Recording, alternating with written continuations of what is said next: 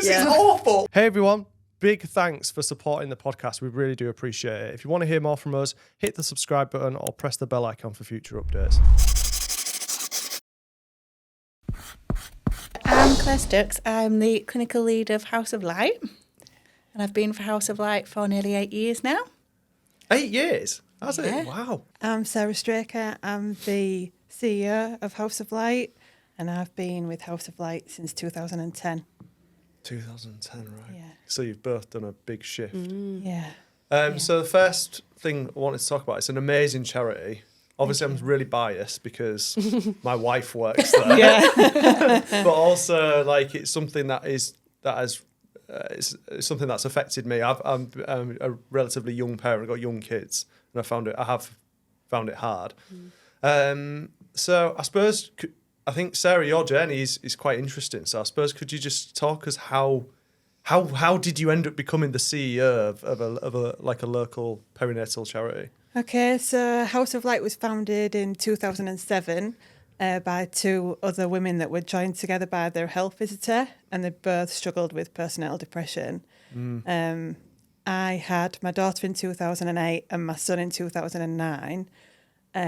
Was struggling all the way through. I had postnatal depression, antenatal anxiety, OCD, birth trauma, the works. And are those terms you've now learned post? Like, were those things you knew that you had, or did you have to kind of like go through something in order to find that out?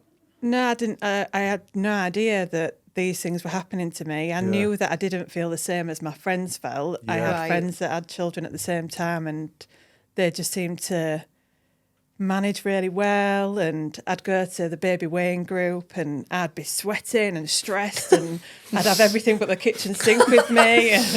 And there'd be other parents there, just real chill, having a chat and a cup of tea. And it was just the worst feeling in the world. I just felt so disorganised in absolutely everything that I was doing. And then I took voluntary redundancy from my old job, and I was looking for work because being at home, being a stay-at-home mum just wasn't for me at all.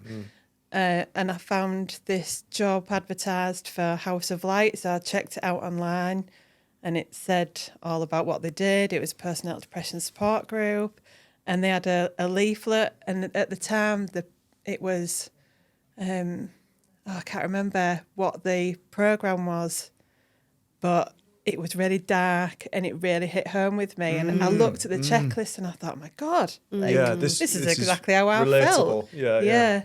So I really wanted the job. Said to my mum, this job's going to be mine. I need to go and work here. And I went for an interview and I cried in the interview and I thought, I've totally blown it. And then they called me back. And the rest is history, really. So I went, and the people that founded the charity and two girls that were there at the time saved my life, really. Really? Yeah, definitely. And is that because of the support network that they then provided you with, or the job was... It was the understanding. The understanding, It was the understanding and being around people that completely got it. Yeah. So then I was no longer alone in how I felt, and actually normalised the feelings that I had. Yeah. Because I think my experience anyway is that some people don't like to talk about how hard it is because then I don't know the reasons, but my assumption is that maybe people think that they're a terrible parent or they shouldn't like feel you're those failing. things. Judgment, isn't it? Yeah. And then you feel Absolutely. bad. Like Yeah. you feel bad just being a parent. Feeling bad. It's like, I feel like as a parent, you just feel guilty all the time. You do. You just like feel guilty. Be at home, feel guilty. Like go out guilty. Like it's just ridiculous. And I think People aren't honest enough, are they? I think more of an open discussion is definitely helpful. Yeah. I think you just feel like you're failing. And Yeah, you do. everything you do is not good enough. Yeah. And you're spinning all your different plates in the air and you don't feel like you're concentrating on one thing and doing one thing well because you're doing so many different things. 100%, yeah. I mean, like my experience when we first had Ellis, like it was like my perception of what parenting was and what it actually was just Oh yeah. just two completely different things. Yeah. Like it was I wouldn't even say it was great. It was rewarding in some ways, but it was relentlessly difficult to the point where I was just, it almost broke me. Well, people say, oh, you've got to enjoy it, make the most of it. They're not young for long. I find that very irritating. It's triggering, really isn't it? hard. Yeah. You've got to enjoy what? You've got to enjoy being 2 hours up in the night listening to a kid screaming in your face. That is not enjoy. I don't know how you can enjoy that. Yeah. It's not enjoyable anyway. Sorry. Yeah. You haven't slept for one night for years. 3 years. Yeah. Yeah, I remember, yeah.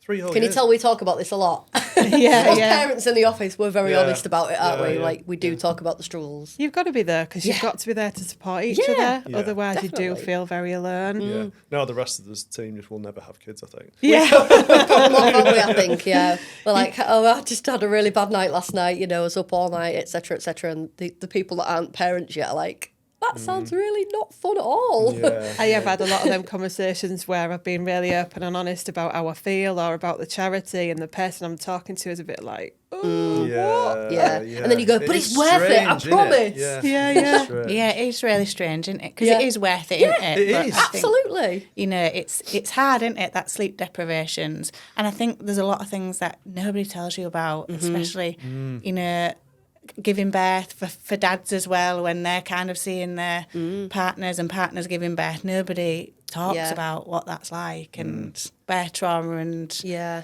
there's a lot of depth Exactly. I feel to like it. birth trauma is relatively new as well. I certainly don't think it's something that people have talked openly about or even realised it was a thing Yeah. until recent years. Well, it's because it's an expectation, and it's like Yeah. you should just be able to do it. Yeah, Like, there absolutely, shouldn't be yeah. any, Because like- it's a natural yeah, thing it's a for a nat- woman to do, then Yeah. it should just be easy, but it's Yeah. far from it, isn't it? Yeah. And they never really go to plan.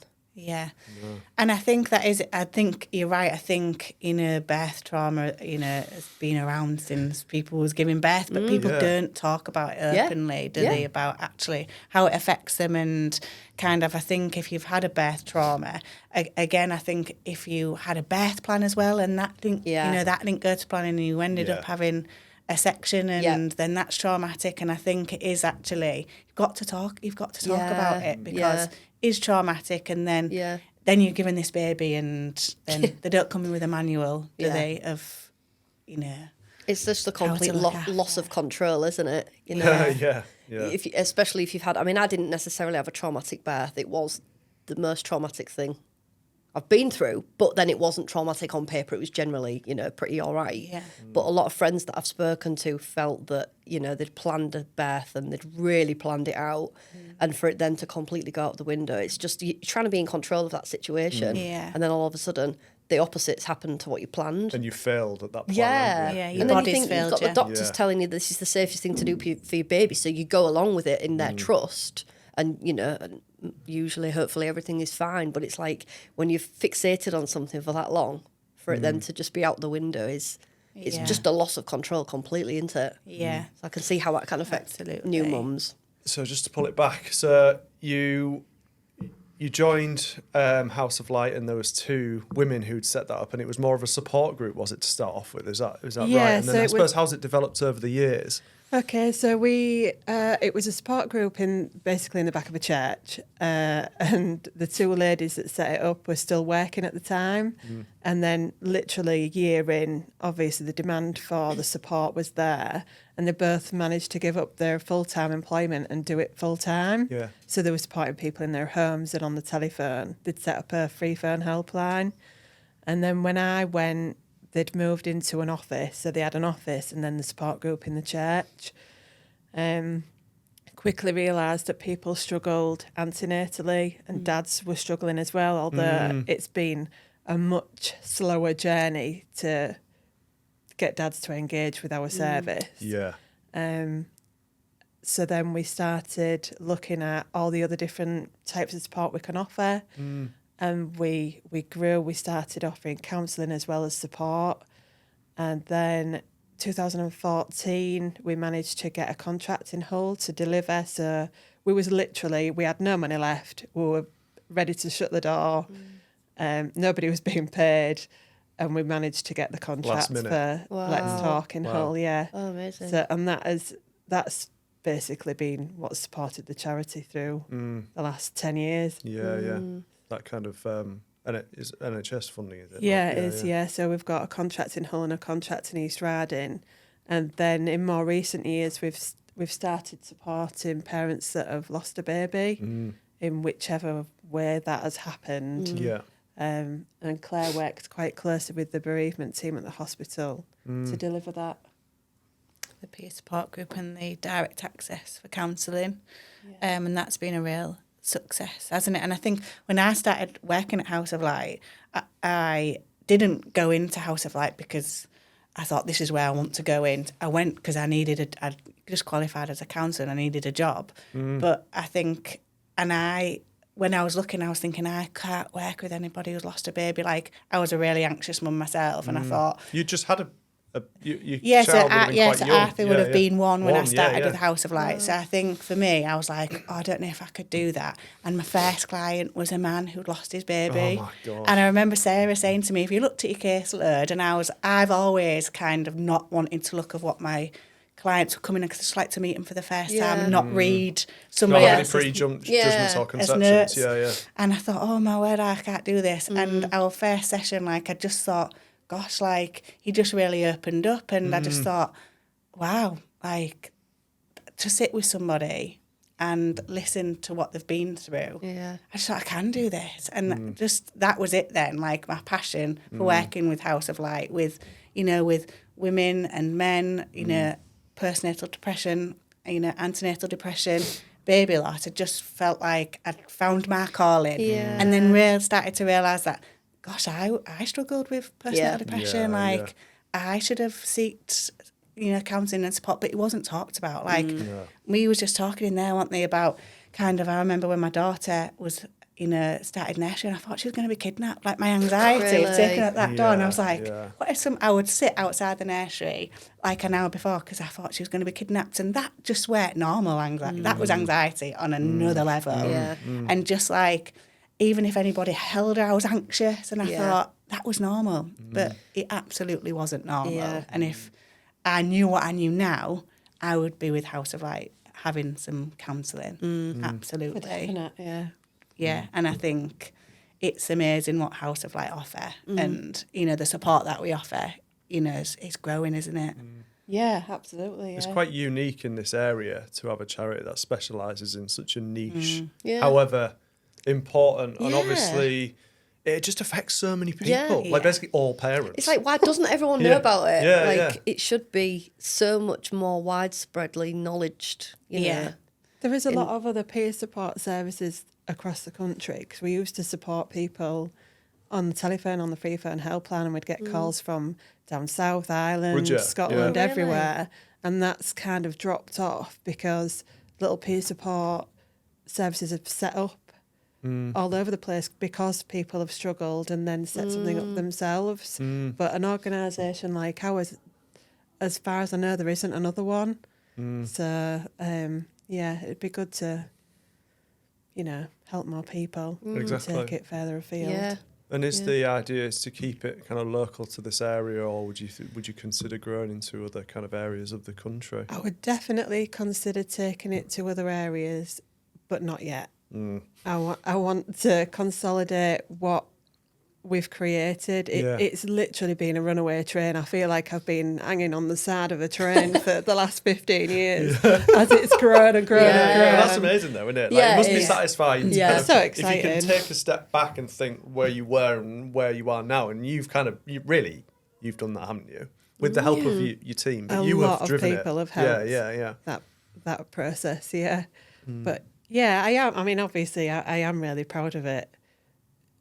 I don't think you give yourself credit. I just, I just really enjoy getting up every day and going to work. I miss it when I'm off. I miss my work family. Miss the buzz, We emotionally support each other even now through every day. We've got a really, really solid, good team that are lovely, really lovely people that, when things happen, they're all there to support you. Wow. So since you started the charity, and I suppose since you started as well, Claire, have you seen like a change in society or perception? Because I remember when I started working for Mind, I started working in mental health. That's how I started in marketing. the difference now in comparison to then in the perceptions of the way people talk about and perceive mental health is completely different. But I suppose that's more of a general, mental health is more of a general term, whilst like perinatal and giving birth and being parents, I suppose is more, I don't know, it just feels... I think people find it easier now to come forward and say they're struggling because it's talked about a lot more. It's more socially acceptable. Yeah. I know back when I very first started, I didn't really even know that postnatal depression was a thing until, you know, I read it all and realised that's what I'd had. Yeah. And then over the last 15 years, specialist perinatal teams for secondary mental health have been developed and popped up all over the country, and it's become you know, one of the government's priorities. So it's talked about a lot more. It's talked about on the TV a lot more. Yeah. So it's become more acceptable, and I think a lot of companies are getting on board with the well-being of their staff and looking at getting people back into work after they've had a baby, all that kind of thing, helping people that have lost a baby. It's just become a conversation that a lot more people have. Yeah, especially But social literally media only as in the well. last 15 Yeah. years. Yeah, Crazy. Yeah. There is a lot more education around it now. I remember when I first started working at House of Light, and I remember if someone came and saw like our banner that described postnatal depression, they'd be like, I ain't got postnatal depression. Yeah. Yeah. And I'm like, you know, and honestly, the amount of women that I've worked with who've said to me, family members have said that I shouldn't mention how I feel because social services might get involved. Oh, yes, Really? of course. That is, God. Because I don't love my baby, and wow. just that education I think has grown actually. Yeah. Just because because you're feeling anxious or you're worried or whatever they're going through doesn't mean you don't love your baby, because I think that is it, isn't it? When you have a baby, you know, and especially if you've had fertility struggles and then you have this baby and you do start to feel anxious or your bond's not there initially, because that's a huge thing, isn't it? Yeah. Like if you don't bond with your baby immediately, it's like, what, you know, don't I love my baby? Yeah. Like, I'm not a good mum. But actually, it takes time. Like the science around the hormones, and especially if you've had a traumatic birth or you've been in labour for hours, Yeah. that love might not come straight away. Yeah. For some women, it does, and Yeah. men. But for some women and men, it doesn't. Yeah, yeah. But then that there, just not having that awareness, then can make you feel more anxious, and then that time then prolongs of what's wrong with me, like, and then that spirals. But if there's more education antenatally around this stuff, I suppose I'm curious to whether, you know, the postnatal depression wouldn't get so Yeah, of I course. think people don't like to say they've got postnatal depression because the stigma is you don't love your baby, you've not bonded with your baby. But that's not always the case. No. Postnatal depression can manifest itself in all sorts of different ways. So when the assessors assess a client within the mental health services, it might be that they're obsessed with something else. But actually, when you dig a little bit deeper, it's postnatal depression. It's not that at all. Right. Yes. And breastfeeding, all sorts of different things can There's so many different variables. trigger. Isn't there? Yeah. And it's a really different experience for everybody. Yeah. Yeah, absolutely. So I think, you know, I think it is getting better. I think people are talking about it Yes. more. I think, you know, health visitors and midwives are kind of signposting a lot more, aren't they? When they know the services there, I think the other thing that's a struggle is the waiting times, and that's something that we can't control. But I think because, you know, we've got really good relationships now with the health visitors, with the midwives, with the family hubs, so they ring us directly and ask for advice, don't they? And because now we've got our direct access, that you can come in through that pathway, which is with last year students, that's kind of got people in down the pathway quicker, hasn't it? Yeah. And we then signpost to the groups. If there is long waits, we can say, well, we've got these groups on. Come to these groups. Yeah. Trying to get women in that way. Yeah. It means we can bespoke the service to the individual client. So we've got your support groups at your entry level. We've got low level counselling with the direct access, and then we've got with high intensity with the contracted team. So it just means that people can dip in and out. Yeah. Because this journey is not a short journey. It's not a short-lived experience. It can go on for a while. Yeah. And it's a bit of a roller coaster, I think. Yeah. So it means people can just dip in and out of all the different levels of support that we offer. And you'll maybe get mums that are feeling, like you said, they might go, well, I've not got postnatal depression or anxiety, but They can still come. might not, exactly, they might not have, other mums around them. And they just want that support of meeting new mum friends. Like, I thought that was something that was really normal, because I went to a group, like an early days group with my little one from her being a couple of months old. And I've spoken to other people that didn't have that option there. And that's an option that new mums can have, isn't it? To just make new mum friends and be able to share that experience and think, oh, well, it's normal for me to feel like this. Absolutely. And I think when I remember going to my first group, and it was really cliquey, and my oldest is autistic, so her milestones were the same as other baby's milestones, so that was huge for me. Yeah. Why aren't your baby doing this, or why aren't your baby doing that? Yeah. And I remember feeling absolutely rubbish, going into the car and crying because, I was a new mum. I knew that my baby wasn't doing, what other babies were doing. And that's what's really important within our groups that we're in a house of, like, we will not have any clickiness, we'll not have any comparing. If I hear it, I'll close it down quite quickly in terms of, all babies. And now I didn't, I was lucky that I had really close friends who had babies. So I would socialise with them. And if I didn't have them, I don't know where I would be today, because I would never stepped foot back into a baby group. Really? Because I found it really, really difficult. Yeah. And then when I had my second, it was, it was different. I was a bit more experienced as a mum, but that's one thing about our groups, that we won't have any of that, because it's just, I know what it's like. Yeah. Is your baby walking yet, or is he talking, or you don't need that as a parent, do you? That pressure. No. And I think you touched on something before about, like, the social services thing, and I thought, shit, yeah. Like, I think probably generation, maybe our parents' generation, or maybe even older, I don't even know. But that fear must come from somewhere. Yeah. So then that my baby's going to get taken away from me. Yeah. That is the worst possible feeling. Thought no, it's not something that I've ever thought. Yeah. But then surely that's now trickling down, and we're just kind of diluting it as each generation has children. Because there's so much shame over being honest. Like, I remember when I went to a baby group, and I remember, I think I mentioned it in another podcast, because there was another guy who struggled, but I was the only man there, because, I mean, to be fair, I was doing it, and I think Tony had to work or something, so I was, like, covering. Covering. all those mothers will hate me for Babysitting. that. Yeah.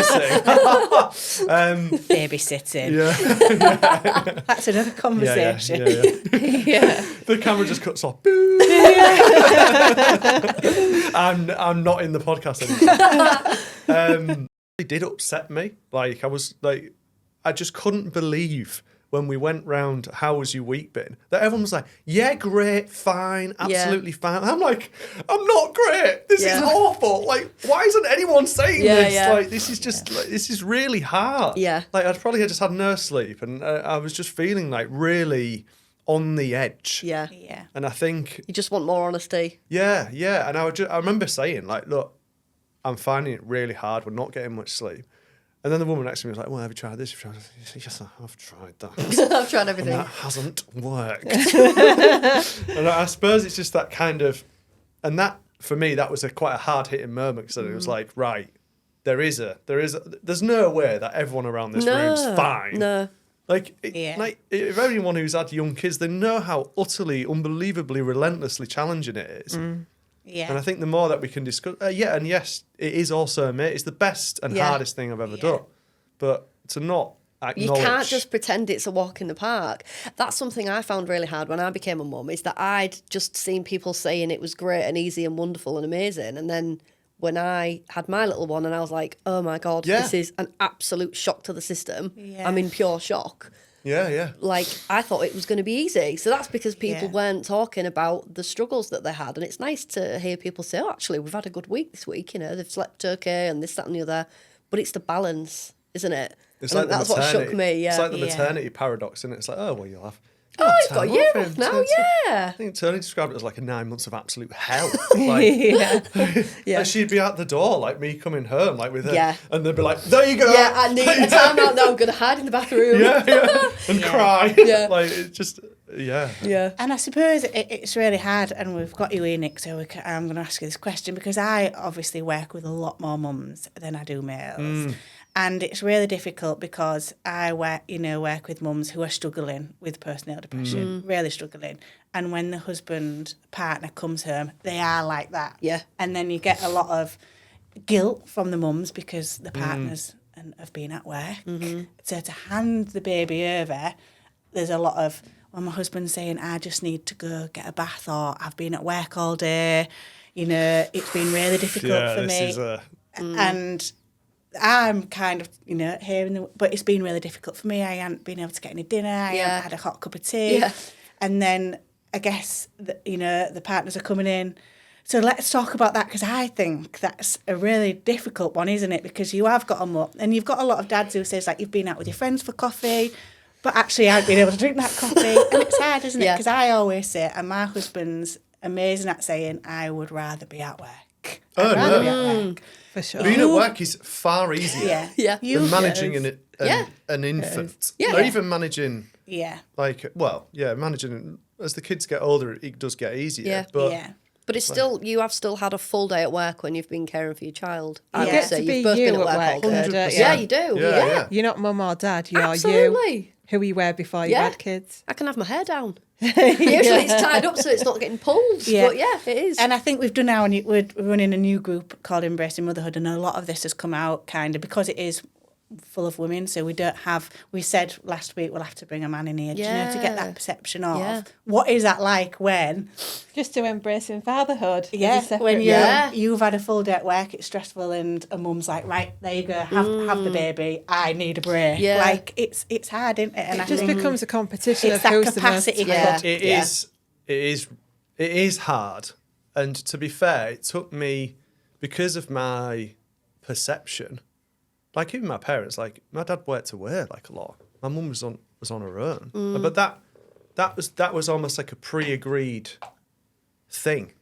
Like, whilst now we're living in a society where both parents work, and if the parents are both in the same relationship, then it's a negotiation, isn't it? And I think maybe we didn't talk about that, and then that caused problems, because I remember once when Tony was really, really upset, and I had like a meeting or something at 9:30. I was like, I've really got to go. And like Tony's like basically like breaking down, and I'm like, no, bye.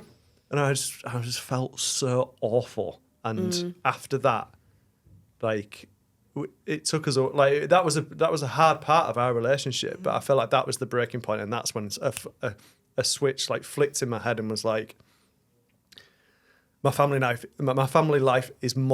has to take priority, otherwise everything else will just crumble. Yeah.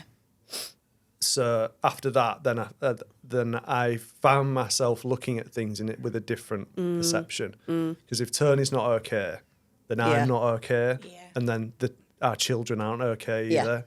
And then what are you doing it for? But what are you going to work for? Exactly. If that's What's the most fucking important point? thing? What is the point in the whole thing? I feel like the relationship dynamic is something that we don't really talk about as well. Absolutely, yeah. Like how many, I feel like I'm in divorce age, where a lot of like I'm 38 now, but a lot of friends and family who I know are getting are separating and getting divorced. And I think sometimes you come out of the infant baby stage and you're like, what do we do now then?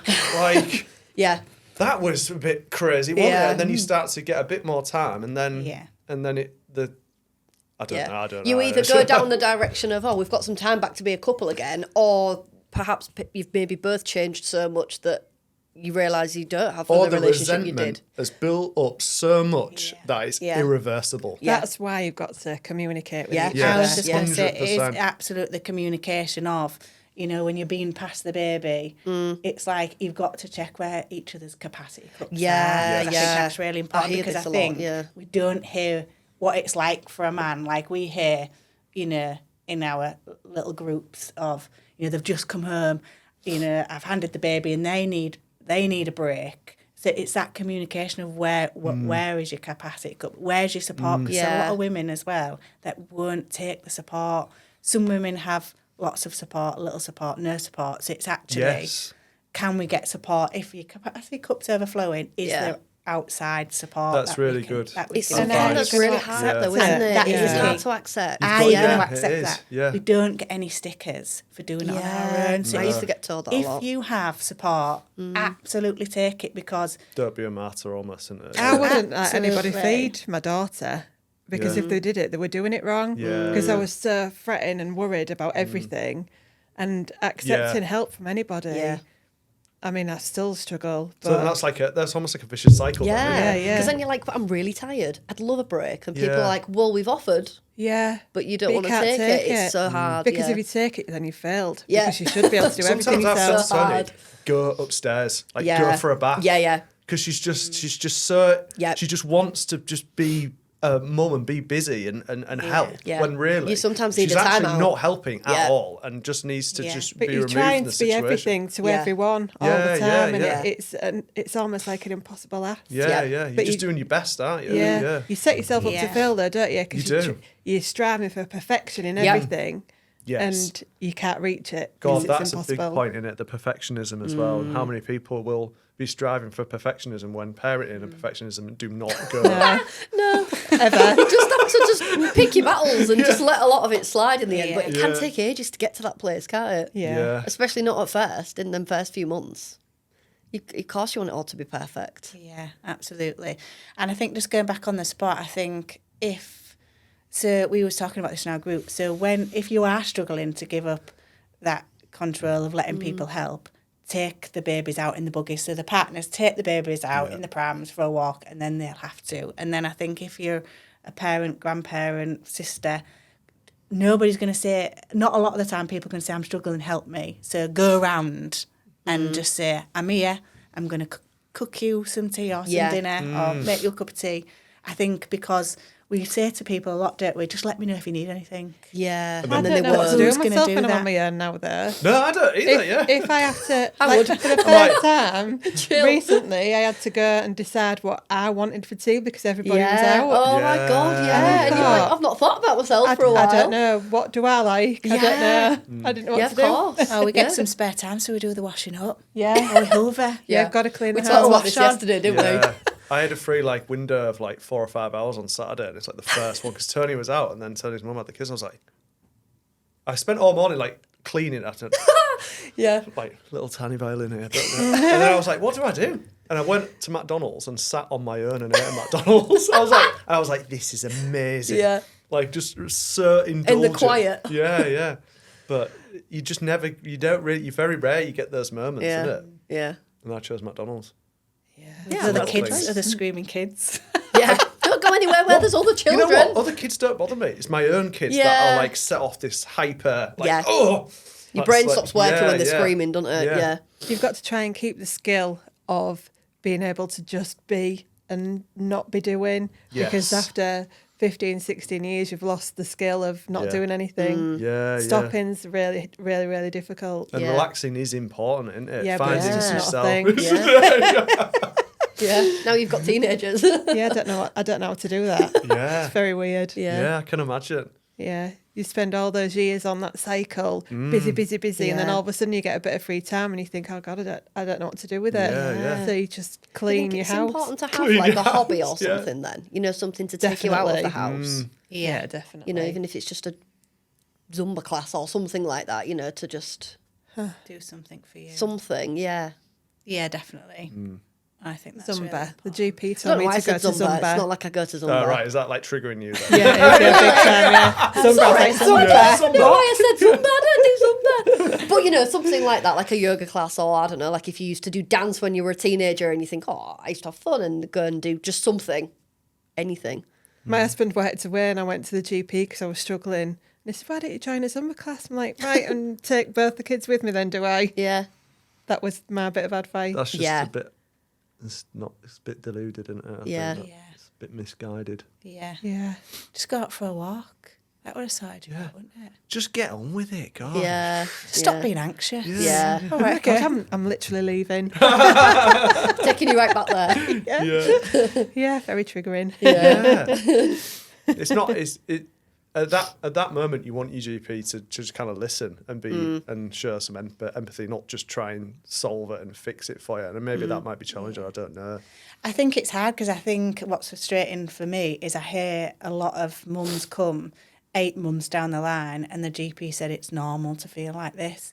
And while it can be normal, if you're getting a mum that's 4 weeks in to feeling like this, then they need referring on. And, you know, I it's think the level, isn't it? What we was talking about before. Everybody might feel a bit anxious. Yeah. Everybody might feel a bit down. But to the level of what you feel there and how much that impacts your life depends on whether that's normal or whether that's not. Yeah. Do you think the GPs 100%. aren't doing a deep enough dive to see, you know, Well, they're asking the questions? I think if you access a service like ours and speak to somebody else that has been there, you get to know, and then we can then establish if it's normal or if actually we can help you through this time, or in fact you might need stepping up to something even higher in secondary care because actually it's another level. Yeah. I think it's just, for me, I think if people came, like obviously that scenario with the GP, I think if then that's left, the mental health condition will become worse because that mum will walk out thinking, right, this is normal. And to be told, I do struggle with anxiety. So kind of if I went to the GP and was told, actually, it's really normal you feel like that, I'd be like, I don't want to feel like this. Like, you mean that's normal? Yeah, like, Like, so I can't do anything about It's it. normality of horribleness. actually. And I think that's what's so amazing about the groups that we run. We will get women who talk about anxiety, and we kind of say, actually, that is okay, that is normal, like normalise that. But I think when then it's left, you start to spiral with anxiety off, and then it's kind of getting hold of it and, you know, talking to other women as well, which that's what's amazing about the groups that we run. You know, we, like you said, you went to that group and everyone was like, yeah, I'm okay. We don't get that in our groups. We get the mums to come, put their bags down, give me their babies. I'm like, I've not slept. I need a coffee. Yeah. And I just think, wow, this is like amazing. Or other mums sweeping and get other people's babies. It's such an amazing, unique group. And I'm not just saying that because I'm biased, because it's House of Light, but we do talk about that and we talk about the struggles in the group. And when other mums say, I feel like that, so then when we normalise that's, oh gosh, then this is normal, then we can work through that. But I can, if you're feeling like alone and you've got somebody saying, you know, that's really normal, like pack your bags, go on, you know, get on with your day.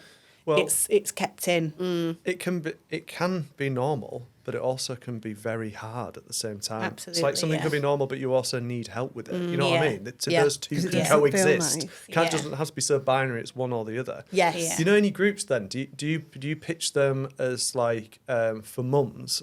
Or mum and bit. How do you do it? Just like, the parent groups, really. Parent groups, yeah, because I think when we obviously, I didn't mean to gender that. I just mean is it because like I went to the baby group, and I think because it's a baby group, it's all about the babies rather than really it should be about the parents. They're looking after the babies. The ones alive without the parents. The parents are the most important. Yeah. Because as you say, if mum and dad aren't okay, then you can't be okay for your baby. And I always use this because I think, you know, when mums feel like it's selfish, and dads, I don't know about dads, feel like it's selfish to take care of themselves and have that self-care. But actually, if you're not okay for yourself, then you can't be okay 100% for your partner and for your babies. So going back to support groups, so there was obviously House of Light originated from a support group. So when we started doing the support, was it 2018 we picked the support groups back up? It was just, no, when was COVID? We did it up to 2019, COVID. was it? We tried to do remote groups, it didn't work. And then 2021, we started the one at Crafty Cat, I think. Yeah, in 2019 when we set up at the Children's Centre, we couldn't get people through the door, and we put it as a postnatal group, postnatal depression support group. And we had to take support out because that's why we weren't getting. And I was in Fenchurch, the Children's Centre, and all the other groups are like overran, busy, and I was like, why is nobody coming to our group? Like, we're giving them hot drinks, we're giving them biscuits. It was the word support group. Right. They looked House of Light up. antenatal and postnatal depression. Oh, I'm not going there. So we had to change it, didn't we? So we changed it. Caroline came up with you time. Yeah, that's right. And that changed the dynamics of the group. We opened our doors at Crafty Cats and people flooded in. That's so much more of a supportive wording. Like, it's enticing, isn't it? You think, well, that's what I need. I need that time. You've got to get the wording right. And actually, I say support parent group because it is a parent group, but we support. Everybody supports each other. I think that once you put support group, or it's difficult in it to get people through the door because they don't want that that label. And sometimes even when we get new people through the door, and I give them the form to fill out if they're new, they'll leave it on the table and won't want to fill it out because they won't. Again, I think it is down to that stigma. Do you think it comes back to that? Yeah, they think if I just leave that, they might report me. And I think I always say, it's just so we've got, your details on file just because you come into the group, it's like a bit like a registration, not that, because I do feel like it is still that stigma around. If I come to House of Light group. Yeah, exactly, yeah. There's so lot many of mums reasons. that come at struggling. They just want to come and meet other mums. Yeah. It's like almost like a social thing. But then sometimes you might get somebody that comes in and they go, I haven't got personality depression, I'm fine. And then every week they come and they cry or whatever. And 10 weeks later, when they've built a bit of trust, they say, actually, I am really struggling. Yeah. But anybody can come. Absolutely. And that, what you just said there has happened. We've had people come in and say, I ain't got no, and it's really hard because I'm sat there thinking, some of these women have. Yeah. And for you to make that comment, and it's really hard, and it's like, that's okay, and if you've got postnatal depression, that's it, that's okay. I do feel like every mum has some kind of postnatal depression, when they have a baby, because there's that much hormones flying around and sleep deprived. Yeah. And I'm glad you said that actually, because I think, well, I don't know that, but the majority of people that I've like properly talked to about have struggled in some way. Absolutely, and like, and dads as well. But mums, let's face it, they have to deal with a heavier load. I think in modern, the way that society is currently set up, 100%, no doubt about it. We've talked about like social media and stuff as well, haven't we? Like it has its part to play.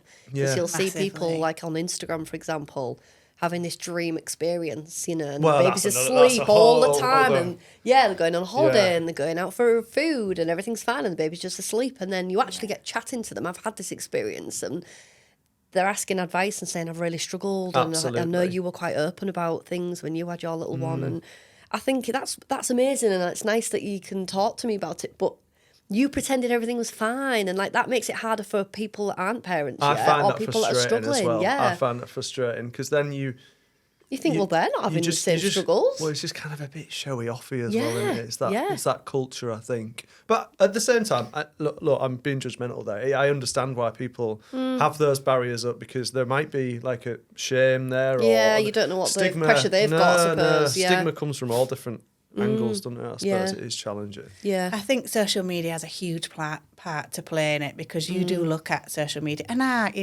if you looked at my social media, you'd think I had all my shit together, and I absolutely haven't. If I posted 5 minutes before and you get any kids to post for that picture, and they're like, I'm not doing it. Right, I'll give you £1. Just take a picture, please. Like, if you've got to be real. Like, I do that. I'll try that. I think we've got to be realistic, haven't we? That what you see on social media, is not. Yeah, it's just a little capture, but not everyone realises it. No, they don't. But not only social media, you can't blame everything on social media. I had an experience when my daughter was really small where I went in Asda and I had no makeup on, my hair was a mess, I felt like a complete tramp, everything, all the feelings was there of failing. And I walked into Asda, I was doing my shopping and I saw a lady with twins and she looked amazing, she had an amazing figure, makeup on, hair done, pushing this pram with twins in, and I literally left my shopping, ran out of Asda and sat in my car and cried. Oh, no. And then later on realised that actually she might not have even been mum. She might have been auntie taking the kids in Asda whilst mum did something else. You just don't know, do you? You see all these things around you and you just think everybody else is doing it better than you are. Yeah, you just assume. And it's not the case. Yeah. You're absolutely right. Your kids love you no matter what. Yeah. Yeah, well, yeah.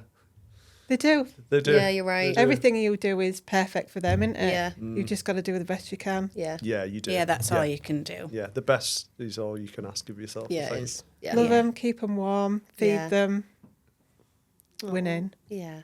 That's And it is nice. worth it, isn't it? Yeah, it is. Yeah. You know, even if it is a struggle. When you're looking the at him hilarious. Yeah. Yeah. Cute. Yeah, 10 minutes Not before they were talking. just like, Not going to just like, sleep. yeah. Yeah. It's amazing how quickly that can flip in it to frustration to just like, oh. Like, so sometimes I like put them to bed and I'm like, thank fuck for that. Jesus. 2 hours of absolute torture. And then I go on my phone, I'm like, oh. I know, look at the pretty. pictures. It's just, I don't know. I don't It's like know a why. roller coaster of emotions. Yeah. Being a parent. Yeah, Yeah. it is.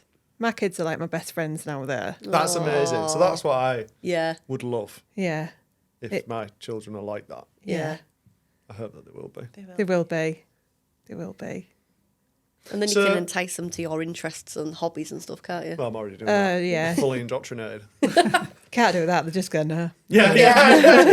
That's Going the out. opposite. You're not Yeah, cool, Mum. Yeah. Yeah, you're really not cool. No. No matter how cool you think you are, you're not Yeah, cool. no, humbled. So I suppose to end on then, like, what does the future look like? Profound question. Like for the charity and for parents, what do you think needs to happen? How do you think society might change in positive way? Let's keep it positive, maybe not negative. House of Light's going amazing. Yeah. Going great guns. We're definitely growing. You're picking up more like funding. Hopefully, we're Yeah. not yet, but we're working on it. Yeah. You know, I'd love to be able to offer more to more people. Yes. Any feedback of what people want is always welcome. You know, we do what we do, but we're open to other ideas. I think the future's bright. I mean, Yeah. I know things are tough out there. You know, life is hard and the NHS is having its own difficulties, Yes. but it is good. You know, we're all talking about Yeah. things more and I think the we're all more conversations are getting open. more fluid, aren't Yeah, they? And more- definitely. Yeah, Yeah. definitely a lot more education around. I think we just need to be spreading that. Yeah. And I So think much more support. Yeah, and I think, the video that House of Light did with some of our, our ladies, I think just things like that, because I think that goes a long way in Does. terms of, It's very relatable, isn't it? They were the bravest women in Yeah, the yeah. world. yeah, absolutely. Absolutely. And I think, if we can carry on sharing our stories of what it's really like and Yeah. real life, I think that there is incredible to other parents, because actually it's breaking that stigma down that you're not alone and there are people out there to support you. So It can inspire other people to make like positive changes and Yeah, seek support. Definitely. Yeah, reach out. and that peer support's amazing. Like the support that the ladies give each other and the men. We do have men at our groups as well, And grandparents. and grandparents. That's good. Oh, really? Yeah, that's Because really it's a really good. lonely thing for grandparents when they're Yeah. looking after the little Yeah. ones. I think as well, because parents are going back to work early and both parents are going back. I've spoken to a Right. lot of grandparents who are having to have retired but are having to go look after their, because childcare, childcare is expensive. I know that there's things in place now to help, but yeah, it's hard. So yeah, anybody's welcome at our group. Oh, that's lovely.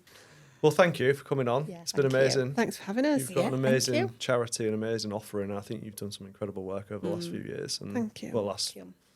14 years, is it, since you joined? 15? 15. Yeah, Wow. 15 years. So if anyone's listening to this and they want to get support or they want to get in touch, how do they do that? Via our website. Yeah. Give us a call. What's the website? houseoflight.org.uk. Yeah. We've got the free phone helpline. They can email us Yeah. through Let's Talk. What's the free phone helpline? You know, 0800 043 2031. Amazing. You're on Instagram as well, aren't you? Yeah, Instagram, Facebook, LinkedIn. Yeah. Yeah. That's good. Reach out to any of us Absolutely. in any way you and can. our admin team are amazing, aren't they? Lovely. Lynette and Laura are always at the end of the phone, aren't they? Yeah, they're your first port of call, and they're lovely.